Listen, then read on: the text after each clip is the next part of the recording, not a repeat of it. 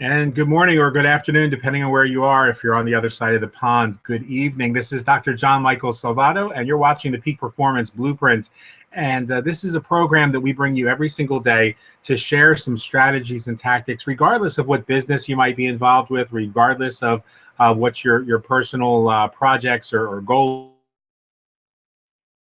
Excuse me, just to help you make one small shift in your mindset, one small shift maybe in your daily method of operation to impact all 6 dimensions of wellness in your life. And today's topic is a topic that I think probably is as every bit applicable to our business lives as it is to our community lives, and quite possibly to our role in the world, and that is finding common ground. And I share this story on the blog, which, by the way, if you want to catch up on back editions, back sessions, you can go to Barefoot Millionaire Mastermind.com/blueprint and click on blog. And even if you're not a paid member, you can actually check all the previous sessions of the blueprint back. That's just sort of our way of giving back to the community. And I say on the blog, that back when I was starting my career in 1981, I really felt like I didn't have very much common ground with the people that were my prospects and my customers. And as you know, I was with the first herbal weight loss company, the first company to introduce herbal nutrition to the Western world. And so I was a 19-year-old gym rat. I was very successful. I lived in a beautiful home. I owned a couple of salons, and there was very little in common between me and the 40-something-year-old working class, often having to struggle to work 2 jobs, lower educated folks who were obese, and quite frankly were obese because a lot of their lifestyle choices were not necessarily healthy lifestyle choices. And so I really thought, there's me versus them. And so I thought I had to somehow communicate to them in their culture, in their world, because we didn't have any common ground, because I didn't know what it was like to be obese. I didn't know what it was like to have to struggle. And so Jim Rohn was so when I first started working with Jim Rohn personally, and Jim Rohn said, John Michael, you're doing fantastic. 10 new customers, that you're bringing into the business. That's just absolutely astounding. And I was beaming. My ego was so inflated, and I was smiling. And he said, just imagine how many more you would be able to enroll if you actually connected with those people. And that was like a blow to the gut. And I said, what do you mean? And he said, well, you don't believe there's any common ground between you and the people that you're serving. And that's why you're only making 10 sales. And I said, well, but nobody else is making 10 sales. I mean, he said, this isn't about anybody else. This is about you. So there was the big lesson, was that our journey as entrepreneurs isn't about anyone else. You're not competing with anyone else, no matter how much you think you are, no matter how much your company tries to make you think you are, your upline, your downline, sideline. You're not competing with anyone else. You have to decide whether you're bringing your A game to the marketplace every single day. So that was lesson number 1. And lesson number 2 was that I believe that the only common ground I shared with those people, those prospects, was the ground beneath our feet. And I had to humble myself and really take a good look. First of all, as I talked with Jim, he said, when we were on the flight, the first time that I actually really got to spend any time with him, we were on that flight. You told me that your family struggled to keep food on the table the entire time you were growing up, and that your dad made lots of sacrifices. So he said, so you actually have more common ground right there than you're thinking. And just because where you are today doesn't mean where you were 10 years ago can't give you common ground with those people. That ground still exists. So I started to really think about that, and I started to work with that concept of that was, I think, probably the beginning of my understanding that I needed to cultivate relationships, because you can't discover common ground without asking questions. You can't discover common ground without erasing that line drawn in the sand between me and you. And then every one of you that are watching this, either live or on the replay, if we know one another. Now I realize some people watch the replay that I've never met, but every one of you that have ever been on one of the live broadcasts know that our relationship has grown because of one thing, because I ask questions and I get to know you, and I get involved in your why, and I get involved in your life and in your sense of purpose and your mission, because otherwise having a peak performance blueprint is useless. If you were wanted to build a new home and I handed you somebody else's blueprints, how likely is it that you're going to get your new home? Not at all. But I can't create blueprints for somebody unless I've had a chance to talk to them to find out what they want. And so that applies, excuse me, not just to our business lives, excuse me, although that's the primary focus of our daily program, but to our personal lives as well. Until you establish common ground, there isn't dialogue. When there's no common ground, the conversation happens like this.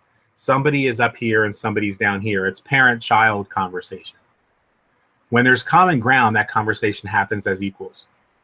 And when it happens as equals, it's a real conversation. There's exchange of information. You share information with me, I share information with you, and we go back and forth, and that's how growth takes place. And that's where we, at the deeper level, maybe what you would call the metaphysical level, we're connecting heart to heart and mind to mind.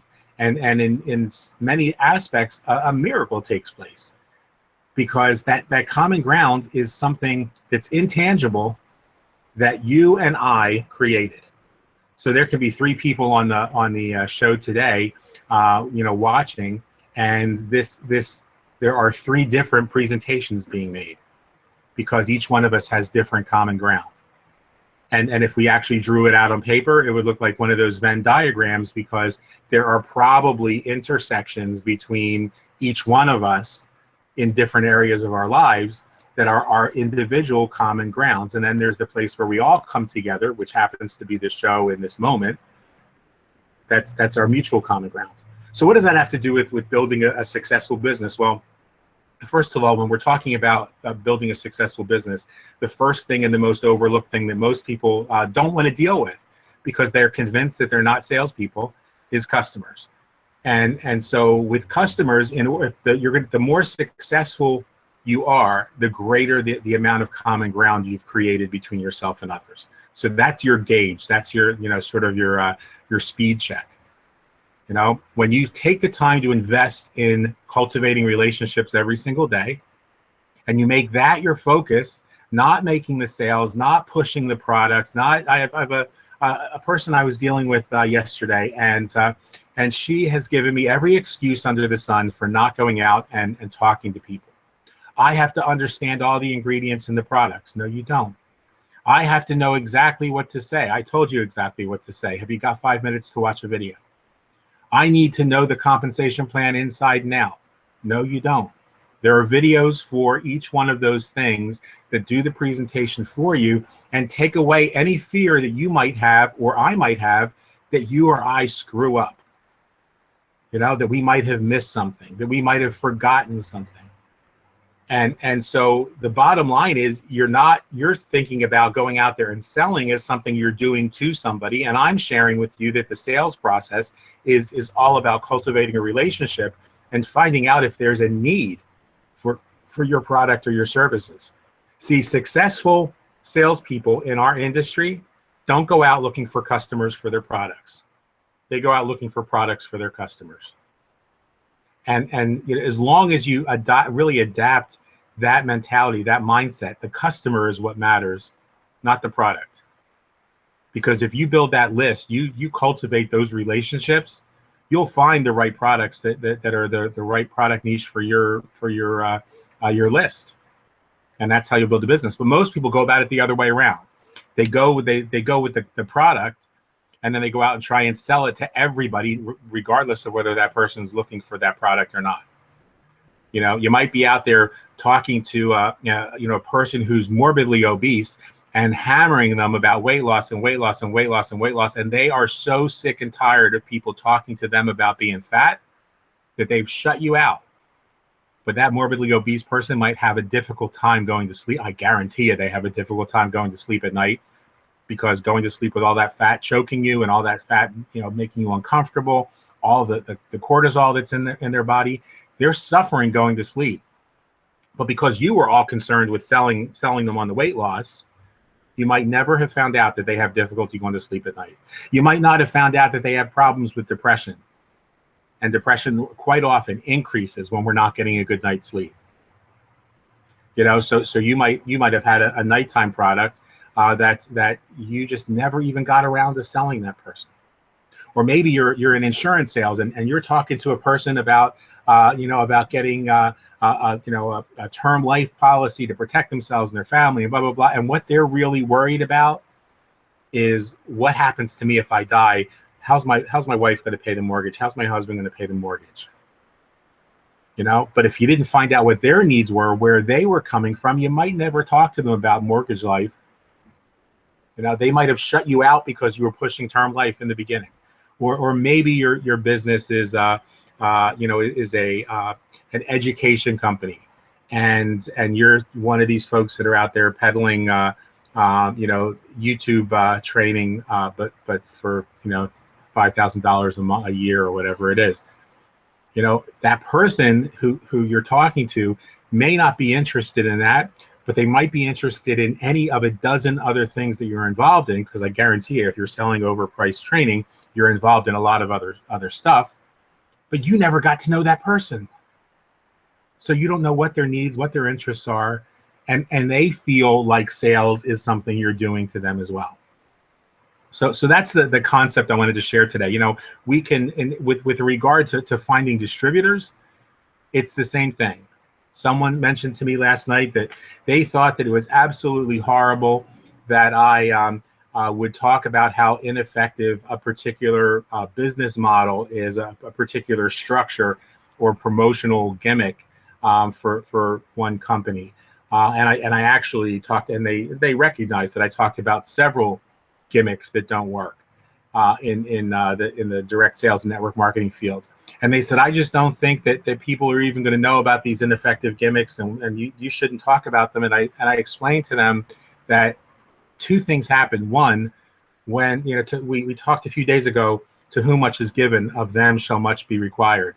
If I know that something is an ineffective business model, I'll give you a really good example. I'm not talking about any particular companies at all, but binary compensation plans. There's binary compensation plans are the sort of the den of iniquity in network marketing, because that's where all the backroom deals are really taking place, because companies know that real leaders are never going to want to bring their organization over to a binary plan where they're going to have to give up getting paid on 50% of them. So they say, here's what we'll do. We'll put a bunch of dummy volume in your left leg. You put all your people in your right leg. You're going to get paid on all your people. We'll make sure that that leg with the make-believe volume has always got so much more volume in it than you have. So you'll always get paid on all your people. But what they don't think about is all of their people are getting screwed, because all of their people don't have that same deal. They're getting paid on 50% of their people. So if I don't share that information with you, and I know that information, then I'm culpable as a leader for not having helped somebody to make the right choice, for not having helped somebody protect themselves. And so when that person said to me, hey, you know what, I think you shouldn't have to mention that binary plans are bad, or that you don't like power lines, or that you don't like Australian one-ups, or whatever the case might be, to whom much is given, of them shall much be required. So when I'm building a relationship with people, that relationship is about building trust. You can't build a tribe when you haven't already built trust. And so it comes right back down to finding that common ground. Trust can become a really powerful common ground. When I know I can trust you and you can trust me, we could do incredible things together. And so when somebody knows I'm going to be completely transparent and honest with them, then I've established trust. When I say to somebody, hey, let me show you something right now, and I show them what I've built with a particular model, and say, look at what I make with that particular model, that particular business model, compared to what I make with a different model. I'm being transparent. I'm not telling them I'm out there making $1 million a year right now. Have I been a 7-figure income earner? Yeah, for 22 of the last 37 years. And I've been a high 6-figure income earner for the rest. And the bottom line is right now, I'm not. I came out of retirement looking for a vehicle that would work. And by sharing with people the struggles of what I found, companies that, some companies that have unethical management and great products, they're out of business today. Other companies that have great management, but crummy private label products. Some of them are out of business today. Other companies that have just really horrific compensation plans, but they have really great products. If I'm not willing to share what I've learned, then I'm being stingy, and then I'm part of the problem, not part of the solution. So that's what this whole idea of common ground is all about. It's really about becoming part of the solution, and you're not going to be able to be the part of anybody's solution. Again, like I said on a previous program, make your focus alleviating suffering, and you'll get all the sales you need. You'll enroll all the people that you need, and you'll be one of the most successful and respected people out there. That is all that I do in my career. And I know that it's something that it's all Scott has done in his career. We find the place of suffering, the place of struggle for people, and we provide them with the option to take a solution. And not everybody's going to be ready for that option. And that option is not even going to be a good fit for some people. Some people might say, oh, not that isn't for me. And that's cool, but we did our part. And even the ones who say that's not a good fit for me, quite often end up being friends of ours, and 6 or 7 or 8 or 10 years down the road, we might be involved in a project that is a good fit. And they might say, hey, remember me? We were talking some years ago about, my weight control problem, and I wasn't ready for that right now. And I want to talk to you. What do you know about blah, blah, blah? So that's all I had to really share with you guys. Now I want to open it up for your feedback. What do you think about how important do you think common ground is? How important is establishing common ground in your journey today, in what you do in your business, in what you do in your community, in what you do in other aspects of your lives? Anybody just go ahead and jump in. This is free-for-all discussion. Can you hear me? Yeah, we sure can. Awesome. I'm actually hiding in the truck because the toddler would not leave me alone today. So, yeah, with common ground and everything, I mean, that's the whole concept of building relationships. I'll say probably 95% of my Facebook friends and even my Instagram, mom bloggers, 35 years old in that range, moms of toddlers, moms of teenagers, moms of homeschoolers. I even, have my little subset of pagan homeschoolers, that kind of thing. But I spent a good chunk of my life being the outside kid. I was the only non-Catholic in a Italian Catholic neighborhood in a Catholic school. When I got to high school, I went to school for geeks, and I was still the geek outsider. It's like, how did I manage that? I kind of made a living on being that person that nobody could relate to, and I've learned how to relate to people. It's weight-wise, after 2 kids and being a stay-at-home mom, I can relate to a whole lot of people right now, which I'm under 180 finally. Yay! Right on. Today's the T-Rex birthday, and it's like I'm finally under my full-term weight with him. That's so great. But just trying to find, even if it's the stupidest thing, like one girl messaged me. She goes, "Oh my God, we have the same name." It was just, you could tell she was reaching, but we actually found out we're both Halloween spazzes. We're both into the weird, strange kind of stuff, and we both have a son named Talon. So I mean, once we broke that barrier, lots of great things have been happening. It sounds goofy, even if you just sit there and go, "Hey, I see you're from South Philly." We're at in South Philly. Just try to make one connection, because it's going to spider web. I mean, think about the rock that hits your windshield.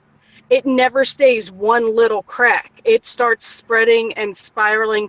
And even if you don't have a great connection with that one person, you might find five other people through that person. So it's totally, get out there, say hi, how are you? I see you're a member in this crochet group, in this yarn group, in this Disney group. Just reach out, say hi, and you'd be surprised. Your pitch isn't going to be for everyone. Your products aren't going to be for everyone. The business isn't going to be for everyone. I love my brother and my sisters. They all watched the video and they said, good job. That's all I got from it. And it's like, it's not for them, because they're not in a place where they think it's for them. And that's cool. I appreciate that they took the time to watch it. And they've actually told other people, hey, my sister might have something for you. You might want to check this out. It's totally awesome. Just get out there and just say hi. On social media, it's so easy, because you don't actually have to worry about if you stutter or if your palms are sweating or anything like that. So totally go make, say hi. How are you? I see that you have the same taste in shoes. One of my favorite things in Walmart, if I see someone who's got funky colored hair or great shoes or a great bag, if it's a Disney shirt, I've actually been forcing myself to tell them, hey, that's a great bag. So, I mean, if the introvert who stutters can do this, so can you. I promise you can totally do this. Just you got to make that first step. What I really love and appreciate about you, Jen, is that you come off as such an expert now, because your advice is spot on. The stuff that people see you doing on social media, even in our group for our primary company, is just so great. You bring such value to the marketplace. And somebody that I spoke to the other night said that that's easy for her to do. And I said, wait. Don't even go there and say it's easy for her, because I can show you the videos on this program, on the Peak Performance program, the first couple days. Actually, some of them I can't, because we were doing them on Blab and Blab went away. But when Jen would come on, and it was like pulling teeth to get a sentence out of her or a monosyllabic grunt. And I said, the biggest connection I saw between her and Philadelphia was Rocky Balboa's character, because I felt like that's who I was talking to. That. And to have seen you just really find your voice and really find your niche and bring such incredible value to the marketplace has been nothing short of inspiring. So thank you for that. I really appreciate that. And Ita, I know that you may or may not be where you can turn your microphone on. But let's take a shot at it. Are you able to talk today? I don't care how noisy it is, by the way, in the background. Hi, yeah, can you hear me? Yeah, we sure can. Yeah, the internet here has been crackling all through the our hangout here today. So, but I got most of it. I love Jen's description of the crack on the windscreen. It was very, very good, describing about how, the one person, and then it can branch out into other people that you can meet. While you were speaking throughout the hangout, I was sort of looking at my own set of what's happening here, because I'm in Ireland, and I've worked for two companies that are actually that are from the States in the past, and now I'm working from one that's in Europe. But when I was working with the companies from the States, it was quite hard to try and I won't say sell, because I don't like using that word, but to even introduce the products to customers here in Europe, because they were from the States. They don't know what ingredients is in them. They don't even know about the shipping costs, the VAT. I mean, it's huge over the last 10 years to order in from the States. So on that side, you have to make a relationship with the customer to get them to. Oh, we just lost you. Are you there? Okay, I think you're back. Are you there? Hey, can I say a few things? Yeah, jump in. For them to have a trust in you that you wouldn't steer them down the wrong path of using products that weren't going to work. And now that I'm with a European company, can you hear me? Yeah, yeah. Okay, hi.